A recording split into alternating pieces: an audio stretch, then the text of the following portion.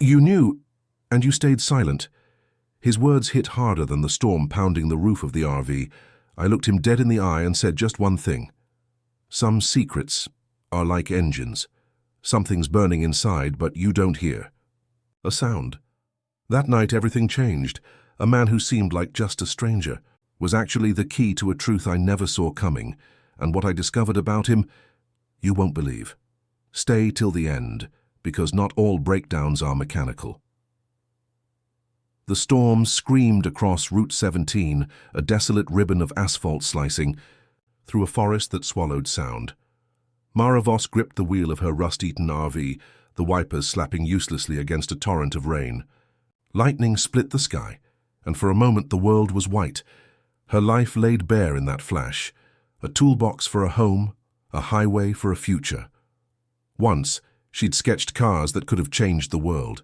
Now, at 33, she was a ghost, fixing engines for strangers who didn't ask her name. Through the blur she saw it, a black sedan sleek as a panther, stranded on the shoulder. Its hood was up, a distress signal in the chaos. A man stood beside it, rain-soaked but upright, his silhouette too steady for panic. Mara's gut churned. Something about him, the car, the posture, felt like a warning. But stranded drivers paid, and she hadn't eaten since yesterday. She pulled over, the RV groaning as it settled. Toolbox in hand, she stepped into the downpour, her boots sinking into mud. "What's wrong with it?" she shouted, voice battling the wind. The man turned, his face shadowed by a scarf wrapped tight against the storm. "Won't turn over," he called back, his tone smooth, almost amused, like he was commenting on the weather. He was older, 50s maybe, with silver threading his hair and eyes that cut through the rain like glass. "Battery?" Mara knelt. By the engine, her hands moving on muscle memory. She felt his gaze, not on the car, but on her, steady and unyielding. It wasn't leering. Worse, it was knowing, like he'd seen her before. "You from around here?" he asked, too casual. For a man stuck in a deluge. "No," she said, tightening a loose wire. "Just passing through." He nodded, but his silence felt like a question. 15 minutes later, the sedan purred to life. Mara slammed the hood, rain streaking her face. $50. He pulled out a soggy 100, his fingers brushing hers as he handed it over. "Keep it." She hesitated, the bill heavy in her hand. "Don't break down again." His lips twitched, a smile or something darker. "I'll do my best." Back in her RV, Mara watched him in the rearview mirror as she pulled away. He stood there, rain pooling at his feet, staring after her. A chill slithered down her spine, sharp as the lightning overhead. She didn't know why, but she felt like she'd just met a man who held a piece of her past and wasn't ready to give it back. Mara's life was a rhythm of roads and repairs. A busted radiator in a truck stop, a seized engine at a gas station. She moved like a shadow, fixing what broke and leaving before anyone asked questions. But that man, his eyes, his voice, clung to her like damp clothes. She'd seen something in him, a flicker of recognition she couldn't place. It stirred memories she'd buried deep, ones that smelled of corporate betrayal and burned dreams. 6 years ago, Mara had been a comet at Pinnacle Motors, a Detroit titan. At 27, she'd led a team designing a sedan with a safety system. That could have saved thousands. Reinforced frames, sensors to predict collisions. Her prototype was a marvel, but the cost, millions beyond the board's budget, made it a target. She'd fought for it, armed with data showing lives at stake. They called her obsessive, a liability. Then came the email, cold and final. Termination, effective immediately. The signature at the bottom haunted her, Edward Callahan, CEO. Her report was shredded, her name blacklisted. No one hired a troublemaker. Her savings drained, her apartment followed, and trust, the kind she'd once given freely, became a luxury she couldn't afford. Now she lived in her RV, her world shrunk to bolts and oil stains. She tried to shake the stranger's face, but it followed her. 2 weeks later, at a diner with cracked vinyl booths and coffee that tasted like regret, he found her again. He slid into her booth uninvited, holding 2 steaming mugs. "Thought you looked cold," he said, sliding one across the table. Mara's fork froze mid-air. "Are you stalking me?" He laughed, a low rumble that didn't match his polished coat. Just luck. Name's Tom. No last name, she noted, her guard snapping up like a trap. His scarf was gone, revealing a face weathered but sharp, handsome, in a way that carried weight, like he'd made decisions that cost more than money. You're good with cars. Where'd you learn? Her eyes narrowed. School of Hard Knocks. You? He leaned back, sipping his coffee. I dabble. Mostly. Paperwork these days. She didn't buy it. Men like him didn't dabble on roads like these. But he kept talking about the rain, the best jukebox songs, the way small towns felt like time capsules. His voice was a lure, pulling her in despite herself. She hadn't talked to anyone like this in years, not since trust became a blade that cut both ways. It scared her how easy it felt. Tom became a pattern, like a song stuck on repeat. A flat tire at a rest stop, a dead alternator in a motel. Lot. Each time he appeared with coffee, a question, a story that felt too polished to be true. Mara fixed his car, took his money, and let him linger. He never pushed, but his presence was a weight, comforting, yet suffocating. One night, under a sky heavy with stars, she cracked. By a campfire, her hands black with grease, she told him about Pinnacle.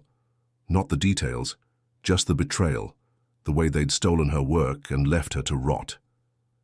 He listened, his face a mask. They didn't deserve you, he said, voice soft but edged with something, guilt. Regret?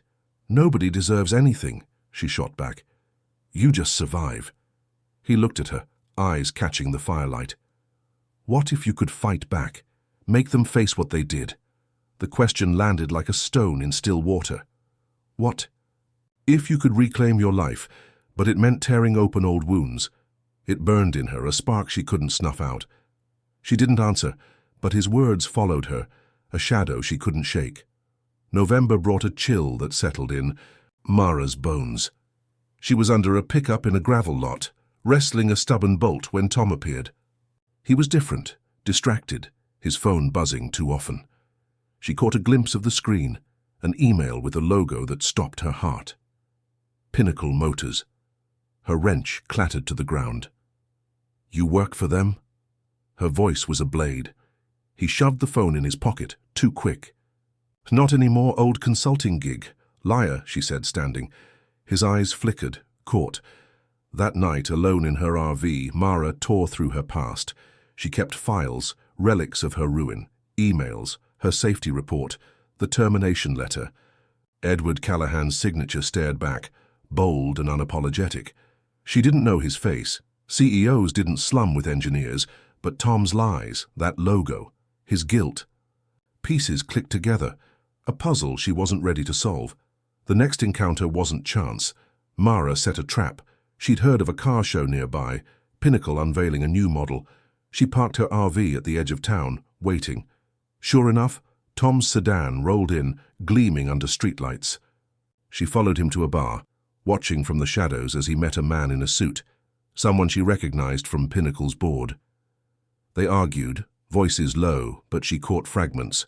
Cover up, her report, lawsuit. Her blood ran cold. He wasn't just connected, he was in deep. When he left, she confronted him in the parking lot, her voice a hiss. Who are you really, Tom? He froze, rain starting to fall again like that first night. Mara, Stop lying. She stepped closer, fists clenched. You know Pinnacle, you know me. The silence was a confession. Finally he spoke, voice raw. My name's Edward Callahan. The world spun. Mara stumbled back, rain mixing with the tears she hadn't felt coming. You're him, the CEO, who fired me. He nodded, eyes down. I left 2 years ago. When I saw you that night in the storm, I knew it was you. I had to understand what I'd done. Done. She laughed, a broken sound. You erased me, my work, my life, gone because you wanted profit over people. I was wrong, he said, voice cracking. I read your report later after the crashes. People died, Mara, because I didn't listen. The truth should have freed her, but it didn't. It was a chain, binding her to pain she'd tried to outrun.